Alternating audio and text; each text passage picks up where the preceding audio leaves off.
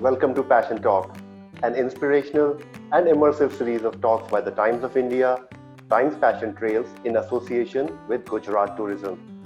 This month, we are discovering Gujarat through the views and voices of people who made the state the marvel it is. Today, we are talking about Kutch. During full moon nights and winters, amid an awe inspiring landscape, a 3-day festive extravaganza brimming with hospitality and traditional flavors is hosted in Rann of Kutch. Over the past few years, Ranotsav has become one of the best ways to get a glimpse into this white wonderland, which has much more to offer than meets the eye. The history of Kutch is studded with legacy of artistry passed on through ages, and its villages are living examples of resilience. The geographical location of Kutch makes it a unique destination where you can find beach, mountains, and a wide desert. The contrasting terrain is also home to a range of ecologically rich wildlife such as flamingos and wild ass. Kutch is a cultural cauldron brimming with numerous traditional crafts like mirror embroideries, hand block printing, wood carving, iron bell with copper coating, seashell toys, and more. 969 villages call Kutch their home, each rooted in its unique culture and craft. Needless to say, tribal cottage industries thrive in the region. Talking about the legacy of Kutchi crafts, today we have two very special guests. Sushma Iyengar, social activist and CEO Khamir, Crafts Heritage and Culture Platform, and author and entrepreneur Archana Shah. Welcome to Passion Talk. Thank you. Sushma, we'll start with you. During the 3 past decades, you founded and led organizations in the area of gender justice, indigenous cultures, traditional livelihoods, local governance, and post disaster rehabilitation.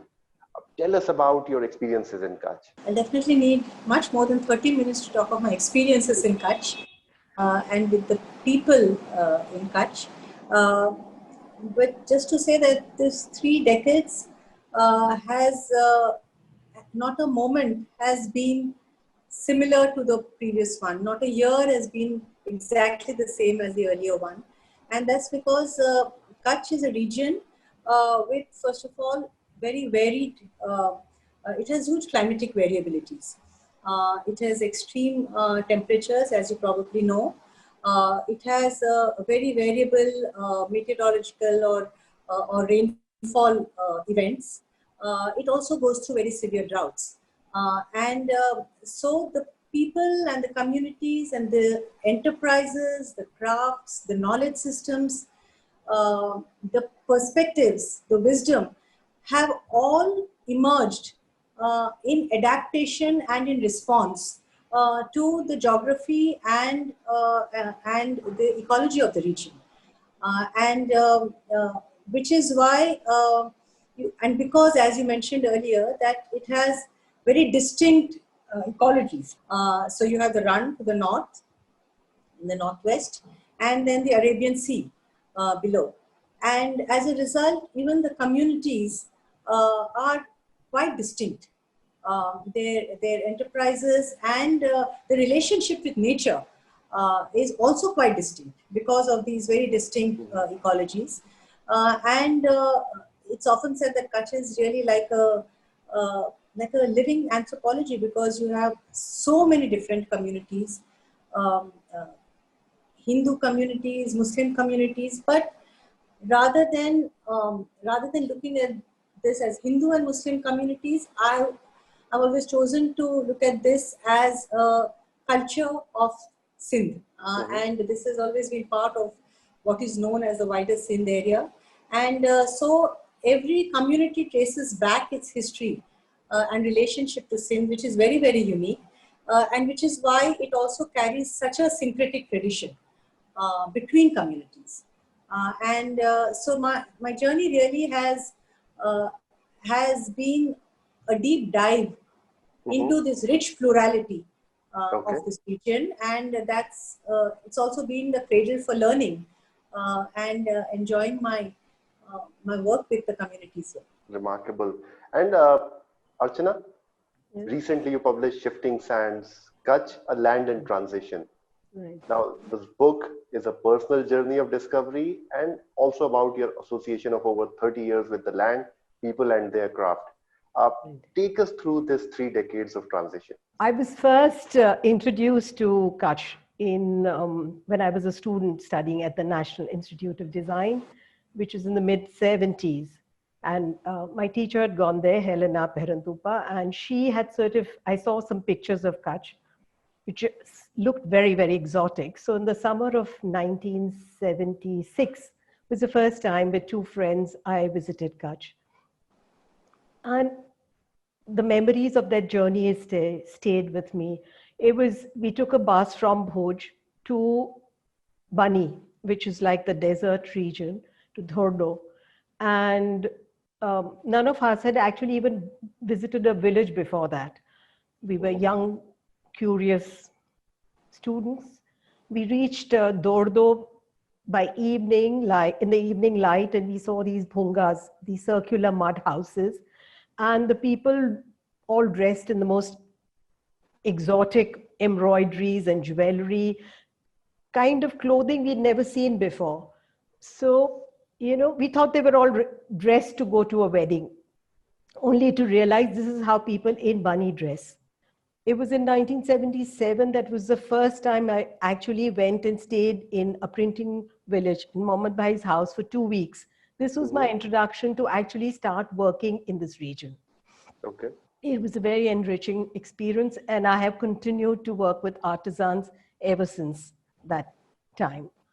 I think the whole craft thing in Kutch, there have been a lot of designers and NGOs. There's been a lot of very positive interventions in this land. And that is why you see quite a few artisans today, because there's been sustained work over, say, 20, 30 years. So you see that quite a lot of artisans today, especially the younger lot of artisans, have become entrepreneurial and are doing some marvelous work compared to the rest of the country. I think there are a lot of very good artisans. And over the years, I have seen that because there's a market demand for these products and people are willing to pay a price, the quality of a lot of work has really improved over time. So there are so many positive things that have happened in the last. There are lots of negative things too, but in the craft area, there are some wonderful stories, wonderful work that is happening in Kutch. Remarkable. Sushma, take us through some of the wonderful stories you came across. How will you explain Kutch? What is it? Tell us through your experiences and stories you've come across. Kutch, what I have experienced really is a rich cauldron of relationships. And the relationships, in fact, you talk of craft and craft product. A craft product or a beautiful slipper or a beautiful ajrak or a tie and dye is just the tip of the iceberg. It's just what you see from the outside. It's just what the tourists come and consume and see. But what often gets missed is this entire universe of relationships that has led to the creation of this craft product. And when I say relationships, it is the relationships between communities. Archana just mentioned that really is the relation between crafts people, the rain-fed dryland farmers, farming communities, and the pastoralists and the pastoralist communities. Archana, we are pretty fascinated by your brand Bandhej. Explain how it best brings to the fore. So that's why, for instance, let me tell you one story. Yeah, sure. One of my favorite ones. Yeah. We all know that Kutch, for instance, is one of the is a very, very active pastoralist region in the country. As a semi-arid region, which has not traditionally sustained farming and irrigated farming, it has therefore been the home to many, many pastoralists. And even today, you have a population which is higher in animals than in human beings. With so many animals habiting this land, it is quite natural that leather and leather craft emerged as a very unique craft and knowledge system which belonged both to the pastoralist and to the craft community, because the leather came from the animals, which were bred and herded and nurtured and loved by the pastoralist communities. When these animals would, for instance, naturally die because of calamities, then the hide of these animals would be taken by very specific families. So, for instance, in the region, in the Banni region, you will have very distinct intergenerational relationships between pastoralist families and between the leather craft artisans, who are the Meghwals, and who continue to work as very unique craftspeople. Now, traditionally, what would happen is that the pastoralist family, 2 or 3 families, would have one craftsperson, one leather craftsperson attached to them. And that family, the Meghwal family, would have the first rights over the leather that would emerge from the animals that died with the pastoralist. So when this leather would actually go to that family, they would have the first right to skin it, take it, and develop beautiful products. Now, once that leather has gone to the Meghwal artisans, they would, of course, develop a range of products for the pastoralists themselves, right from water carriers to shoes, because pastoralists walk long distances. And so this exchange of the leather, the material, and turning it into a product and bringing it back to the leather, to the pastoralist, continued for years. And this relationship has a name. It is called the Hatar. You know, so what is most beautiful about it is that because the leather has been special to the pastoralist family, because it's a symbol of the animal that they love and reared, right? Now the Meghwal has got that hide. When the pastoralist family have a wedding, you know, a marriage gets decided, then the marriage invitation card and the formalities and the announcement of the marriage is preceded by a small ceremony when the Meghwal family will bring shoes for the bride or the bridegroom, right? Whichever family, whoever they are attached to the family. If it's a boy's wedding, then they will bring shoes, handmade leather shoes to the bridegroom. And it is only when that shoes is accepted and worn by the bridegroom that the celebrations actually get launched and begin. So what is this? This is really a symbolism, almost as if the animal that the pastoralist owned came back in the form of the hide to bless the family and the bridegroom for a long married life, right? So this and this relationship continues not only in marriages. If a baby is born, then the Meghwal family comes to know of it. They will make small little shoes before the baby takes its first walk, and that is the first thing that is worn. And then the baby walks towards their journey of life with that. So this relationship which is bound, what we sometimes as outsiders or as tourists will look at that leather product which has been designed for the urban market and say, aha, beautiful, what a lovely craftsperson. But how did that craftsperson actually develop this deep relationship with the material? And it is the relationship not only with the pastoralist, but it is the relationship with the material that has led to that creation. So a Meghwal leather artisan, like any craftsperson, understands their materials so intimately.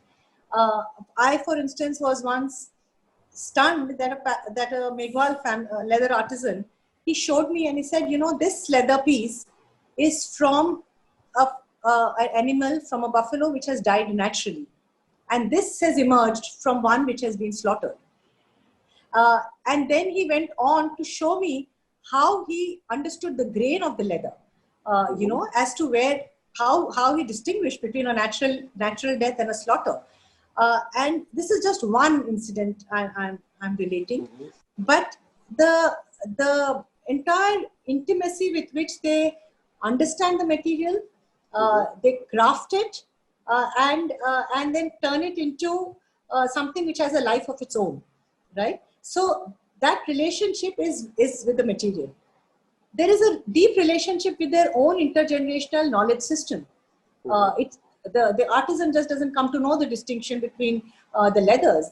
It has come down from generations to generations of oral narratives and passing down of wisdom, and it doesn't often come down only through the parents telling the child that okay, this is it and this is the skill, and it's not a mechanical learning process. Those oral narratives have come down through bhajans, through songs, through proverbs, through language, through very, very subtle, nuanced language, which they use separate words. In this Kutch region, for instance, you have at least 32 words which describe a cloud. And because the clouds are just so important for this region, you wait for it, you pine for it, and you yearn for it, in a semi-arid region. And so you distinguish one cloud from the other, depending on its color, its shape, how it floats, its heaviness.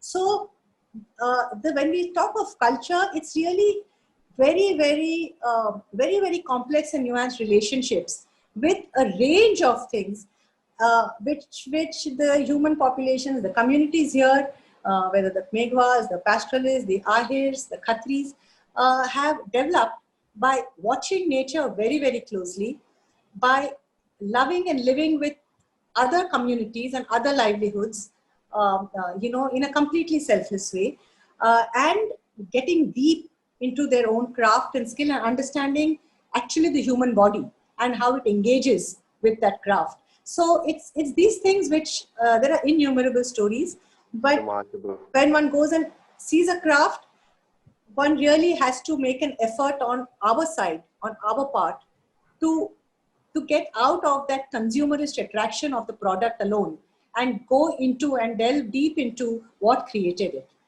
and who are these Superb. people. Right? Absolutely. Very well said. Very well said, Sushma. I mean, remarkably, that's how you should approach. Coming to you, Archana, we are fascinated by your brand, Bandage. Sushma has said that how there has to be more to products. So you explain how your Bandage brings to the fore the textile and skill craft of the region. I feel each region in India has its own unique craft skills and different materials, different techniques. And so Kutch has its own set of unique skills and techniques. There are many, many different crafts in weaving, in the tie and dye. I mean, I'm talking of the textiles. And you see, within each, they develop special motifs and patterns for different communities. So there's this large vocabulary of craft skills. But you see, craft, as Sushma said, it is not just to do with a pattern. It is a response to the natural. Where does the motifs come from? Why are the products so distinctly different than other regions? Is because the artisans related to the environment. Their inspiration was from what they had around. They had a very deep understanding of the material. So the products that developed relate to that environment. And it is a way of life for an artisan, and it is also, it is unique in terms of a whole family works together, creating, whether it's in the areas of weaving, printing, tie and dye, or embroidery.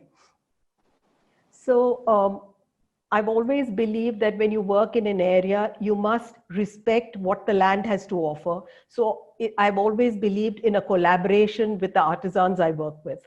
Try and understand their processes, and through this collaboration, try and develop a product that without losing the essence of the craft for markets outside. You see, by the time when I first started working in Kutch, it was in a flux because the artisans had a strong local market, but that was changing, and so a lot of the areas those craft skills were disappearing just because there was not a market for it. So I suppose in that terms, So they needed work, but so I suppose people like me became like a catalyst that worked or collaborated with artisans to create textiles for urban markets. Okay. And Archana, for someone who wants to experience this in Kutch, who wants to know where to see all this, take us on that trail. How should that person approach the region? Which are the places you suggest are a must if you want to really get a first-hand feel of textile, see the craft firsthand? Well, what is wonderful is in some of these areas, artisans have themselves set up either a small museum or a little shop.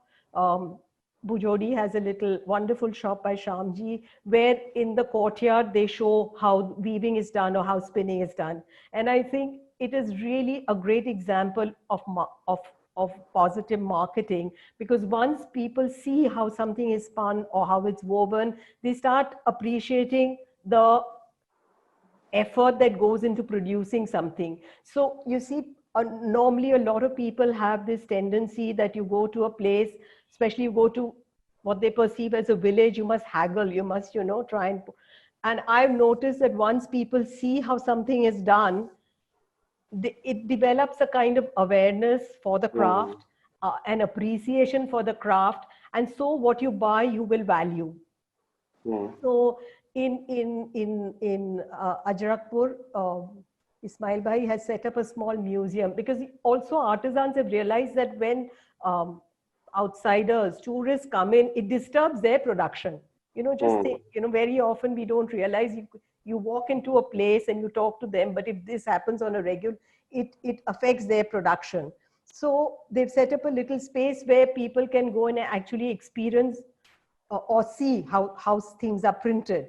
But as I said, this helps a lot.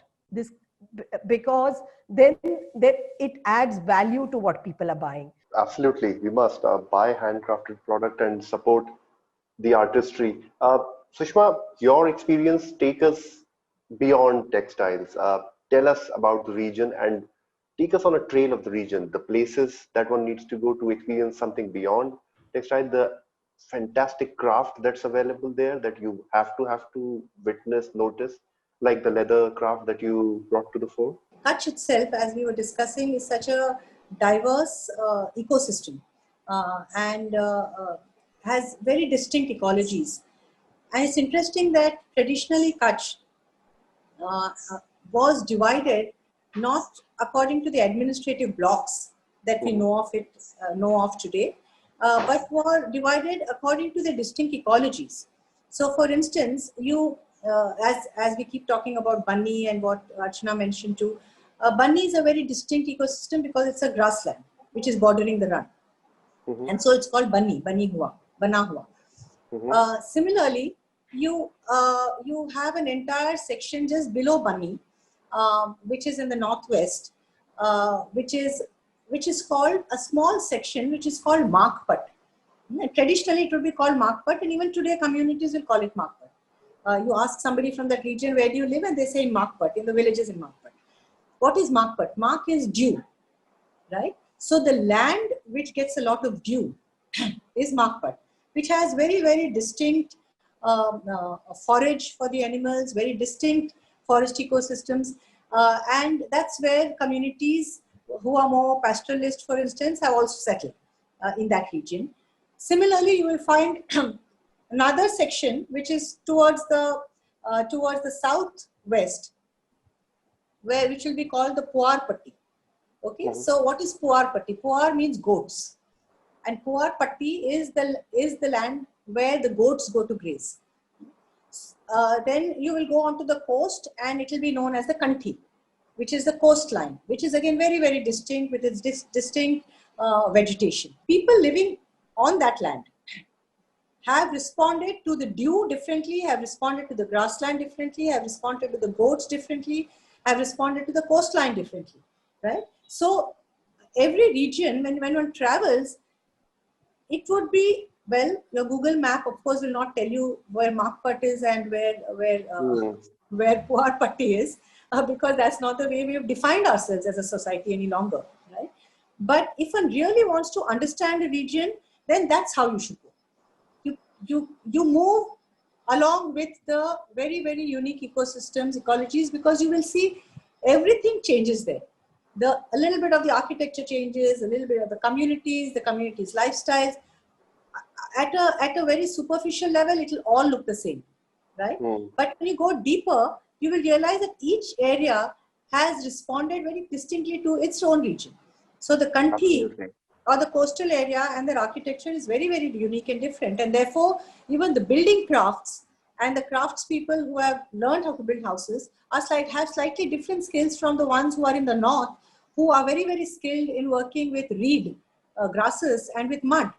So you will find much more mud architecture and mud craftsmanship and mud crafts in the north. Okay. And some parts of the west, but the building architecture would be largely mud. Why? Because clay soil is all over the Mandi, right? So when you go and look at difference, you dip down and you look down onto the earth and you look on the sides, you look at the vegetation and realize, oh, there's a difference. So one really has to, if one starts traveling across Kutch by going into the vegetation and the ecosystem, and then look out for the distinctiveness, you will find very distinctive crafts. And that's how the leather crafts, for instance, are far more in the really largely populated pastoral regions, and it is more in the north. It's all towards the Rann, actually. Most of the leather. But you will find a range of textile crafts, which is actually all over, because a lot of your embroideries, of course, are all over.